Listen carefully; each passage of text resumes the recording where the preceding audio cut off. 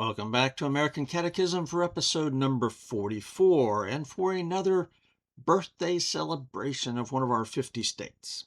Coming to you from Fort Worth, Texas, today is Monday, December 29th, 2025, and it was 30 degrees this morning, which was a 43-degree drop in about 12 hours from yesterday's high. So we are here today, though, to celebrate the Texas state birthday. Texas was admitted to the Union on December 29, 1845, so today makes it 180 years old. Maybe. My math is questionable. So to help celebrate this birthday, I'll be studying Texas history, of course, but also a Texas bourbon. Why not? Preemption Texas Straight Bourbon, right here, by 1845 Distilling Company in Lowry Crossing, Texas. So first of all, let's talk about Texas. Texas became the 28th state in the Union on December 29th, 1845, and prior to statehood, it was the Republic of Texas, an independent country. So Texas is the only state in the Union to enter the Union on the basis of a treaty between two sovereign nations. On March 2nd, 1836, Texas had declared its independence from Mexico because the government of Mexico had been through, in the past 20 years or so of that date, they had been through a revolution, separating from Spain. They had been through a few different constitutions and governments, becoming more authoritarian while at the same time mismanaging their outlying states like Texas. Texas then, after the revolution, applied for statehood with the U.S., but was rejected due to the issue of the day, the sectional strife over slavery that was permeating U.S. politics. But in 1843, President John Tyler began secret negotiations with President Sam Houston to bring Texas into the Union. And finally, in the election of 1844, James K. Polk was elected president on the issue of manifest destiny and expanding the United States westward to include Texas. The Senate initially rejected the Tyler-Houston Treaty, but Tyler and Houston and Polk worked out some adjustments, and the Senate finally approved it in Tyler's last days in office, and the bill was signed by President Polk on December 29th of 1845. But it didn't go into effect until February 19th of 1846. So which date is the real birthday? The December date's always the one that comes up. It's the one I see talked about the most. But if it didn't go into effect until February 19th, what, do we get two birthdays? Maybe? I don't know. We'll see about that. Bringing Texas into the Union upset the Mexican government, of course, and they've been mad ever since, triggering the Mexican-American War of 1846 to 48. Texas was born in revolution, slavery, sectional politics, manifest destiny, and then war. It was a violent age, and history is seldom, if ever, neat and tidy. Some facts about Texas. Texas is the most heavily populated state in the south-central U.S.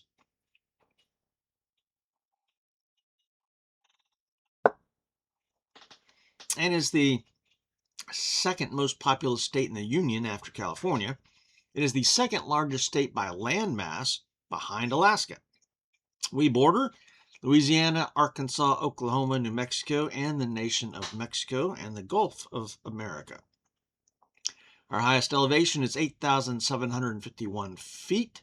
Guadalupe Peak is 90 miles east of El Paso. And our lowest is, of course, sea level, all the way around the Gulf. Our state bird is the mockingbird. The state flower, the bluebonnet. The state reptile is the horned lizard or horny toad. And the state tree is the pecan. Now, my personal relationship with Texas goes back in my family several generations. My father and his family were all native Texans from South Texas, and the vast majority of my family still lives in Texas to this day. But the family roots go back almost 200 years in Texas. My mother was born in Kansas, but moved to Texas as a little girl in the Dust Bowl. Now, I was not born here. I was born in Colorado, but I moved to Texas as a toddler, lived in West Texas for a while, then moved to New Mexico, and then back to Texas, then up to Oklahoma, where all my schooling is. And then after my Army days, we moved here to Fort Worth, and that was 40 years ago. So I've lived here longer than anywhere. And as far as whiskey goes, Texas whiskey really is my favorite category of whiskey, even though it's not a real official category like Irish, Scotch, Canadian, bourbon, rye. But whiskeys made in Texas tend to have a flavor profile that is detectable and I prefer. So I just love Texas whiskeys. Now, that doesn't mean I hate all the others. No, I like a wide variety, as you've seen on this show. But we'll now turn to the Texas whiskey of the day to celebrate our state birthday. 1845 Preemption Texas Straight Bourbon Whiskey, 100 proof with the high rye mash bill. By 1845 Distilling Company in Lowry Crossing, Texas, which is just south and east, I think, of Mesquite. Texas makes several editions of this Preemption Texas Straight Bourbon. This is the high rye edition. They have a wheated edition and cask strength and a 4-grain edition. So cask strength of all the editions, I think. This bottle says that it's aged for 36 months. It is 100 proof and it costs $67.36 at Specs. Flavor notes. The taste is true to the nose with some of that chocolate, cookie dough, leather, wood notes, sweet caramel. The Texas funk is present just a little bit. It's tamped down quite a bit. It's understated. So not much of the Texas funk. I gave it a score of 88 and a letter grade for drinkability of a solid A. My recommendation. This is a very good Texas bourbon, but doesn't quite have as much Texas funk as I am looking for. Now, I can still recommend it highly, but I likely will not buy another bottle of this. I need to compare it with TX, Iron Root, Garrison Brothers, Ranger Creek, some of my favorites. I need to compare it. I need to do a Texas bourbon tournament, and so I need to really think that one out. Let's go for some details. History. This whiskey brand was started by Bob and June Wheeland in 2015. They had previously owned a brewery down in Port Aransas, so they come to distilling through the brewing of beer, and that seems to be a common pathway. Their first barrel was filled in 2019, and they began entering competitions and winning. In 2023, they opened their tasting room they began winning in 2023, and then they opened their tasting room in 2024. The name of the distillery celebrates the 1845 statehood of Texas, and that name, Preemption, is the legal process whereby the state issued land grants to people who held the land prior to statehood. And the land where the distillery sits has been in that family since the 1860s. So that's a pretty rich, long-standing tradition. So 5 out of 5 for history. Bottle, label, and marketing. The bottle is a flask-style bottle. It's got a great label. I really like the label because it's kind of printed on the bottle. It's not, I'm not sure how they do that, but it's an old-style script on the glass, and it's got the smaller label that gives all the details. I've seen it on the shelves, and it has won some awards on YouTube. All the videos, however, were for the wheated edition and the Reverence, which was a higher proof edition, not for this 100 proof edition, which I found odd. Couldn't really find much about this out there, and yet this is kind of the basic edition. And I love a high rye mash bill, so that's why I chose this. So for bottle, label, and marketing, 4 out of 5, because marketing was just a bit weak, I think. Appearance of this whiskey. You can see it's pretty dark in the bottle. And in the glass, it's significantly dark. I would give that probably a 4 out of 5. It's a high 3 or a low 4. I'm being gracious and saying a 4. Composition. This is a grained glass Texas whiskey. The grain is from Texas. It's distilled at 1845. It's aged and bottled there. So this is all their own stuff. There is no sourcing here, and they make a big deal about that. And I appreciate that. It is 50 ABV or 100 proof, and it's aged for 3 years. And so this expression, again, is the high rye expression, but I don't have a mash bill for it. But I do know they use yellow corn, Elbon rye, and malted barley. So it's a pretty standard grain mix. So 14 out of 15 for composition. This little thing that fell off a while ago. The World Spirits Competition gold medal here for 2024. San Francisco World Spirits Competition, double gold. So, double gold is like best in category. So, that's pretty impressive win. The nose, caramel.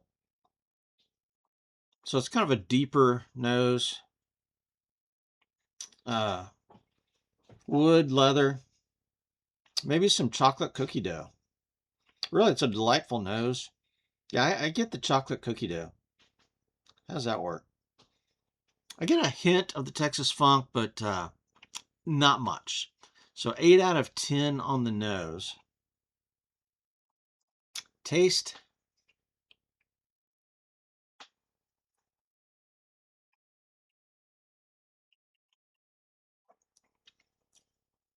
True to the nose. Get a little bit of that chocolate, the cookie dough, leather, wood notes, the sweet caramel, but it's a deeper sweet. It's not the high octave sweet. It's low. I'm going to say this is a, tenor, not an alto. This is almost a cross between Texas and Kentucky. There's spice notes of rye in here as well. I think you could compare it to Elmer T. Lee or Old Granddad. It's more refined than Old Granddad. Old Granddad's a little bit rough. It's one of my favorites, though. Closer to Elmer T. Lee or Blanton's. It's kind of in that flavor profile. But the Texas funk is very minute in here. It's just not very strong. It's there a little bit, but I'm kind of looking for more of that and not finding it. So 22 out of 25 for the taste. Mouthfeel, burn, and finish.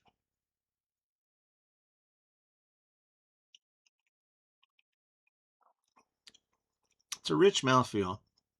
It does have a powerful kick to it. There's a burn in the mouth for sure.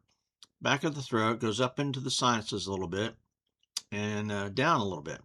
So this is a significant, it's 100 proof. So I'm saying the burn is appropriate for 100 proof, and I like the burn. I've actually had some 100 proof whiskeys recently that really didn't have a burn. It's like, where's the burn? Being raised in Texas, I like hot, spicy foods. So I would not describe this as smooth. I would say that it's bold, harsh, but in a good way, not a bad way. Bold. It's a good, bold, strong bourbon like Texas. The finish is medium.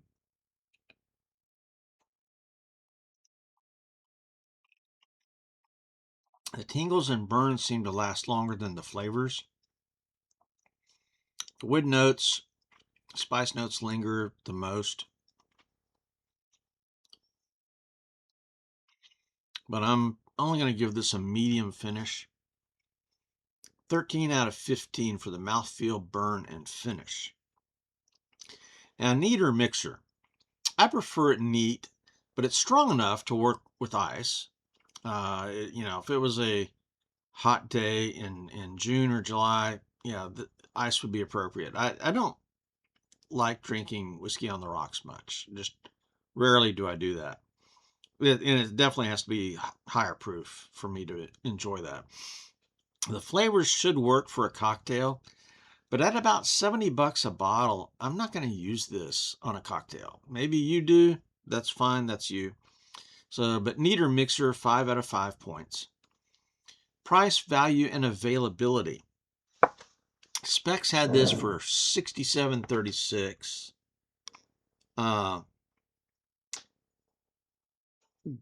Goody Goody had it listed for $64.99, but it was not in stock. Total Wine had 4 other varieties of this brand, but not this edition. And the 4 other varieties ranged in price from $64 to $70. So 7 out of 10 for price, value, and availability, because the only store that I could get this in was Specs. Bonus points, 4 out of 5. Again, I had high hopes for this. And the lack of the Texas funk really kind of disappointed me a little bit. Now, that doesn't mean this is not a fantastic bourbon. I think it is. And this would be better than most anything coming out of Kentucky. I would put this against Elmer T. Lee or even Blanton's. I mean, I like Kentucky bourbons, but they're just not my thing. Okay, I mean, I can like them and enjoy them, but Texas is where it's at for me. And so this is, that good, but compared with some other Texas whiskeys that I've had, the lack of the Texas funk here, hits me. So bonus, 4 out of 5. And then availability is going to be an issue for this edition, apparently. I mean, both online reviews and in the stores, this one's not as popular. I don't know why. I guess I need to try the wheated version, maybe. But this gives me a total score of 88. Letter grade for drinkability, though, is solid A. And so analysis and recommendation. Again, this has very good flavor, strong and bold, but with just a tiny dose of the Texas funk, leaves me wanting more. But again, it's preferable for my palate, more so than Kentucky bourbons. But $70, this is they're proud of this. I mean, this is pretty pricey for me. Amongst Texas bourbons, does it measure up to Garrison Brothers? I don't think so. TX, Iron Root, Ranger Creek, no. But again, I need to do that tournament with Texas bourbons. So I still consider this to be very good, and I highly recommend it. It is definitely on the bold side. You'll feel every bit of that 100 proof. Will I buy this one again? Likely not, unless the price comes down closer to 50. But palates are funny things. Mine may change. Yours could very well say this is the better Texas whiskey. So give it a try. Their story is cool. It's a family-owned distillery. They haven't sold out to the international consortiums yet. And it's got a great name with great history. Good-looking bottle. Solid A. I really need to do that Texas bourbon tournament, though. In conclusion, January has a ton of history in it that I want to cover. So these history shows are going to dominate my time more. But I will still continue with my studies of Canadian whiskeys. And I hope to introduce some shows this year on classical literature and continue with some more movies and include perhaps more Bible studies. And once in a while, I'm sure there's going to be some current events or news stories that I will address. And also, my wife suggested that, I show my ties. Frequently, you can't see it, but I wear ties that are related to the subject of the video. And, from here up, you can't always see it. So here's my Texas tie that I've got celebrating Texas. There you go. Well, that's all for today. This is Stab the Dragon Productions for American Catechism and Hook Signo Winkies out here.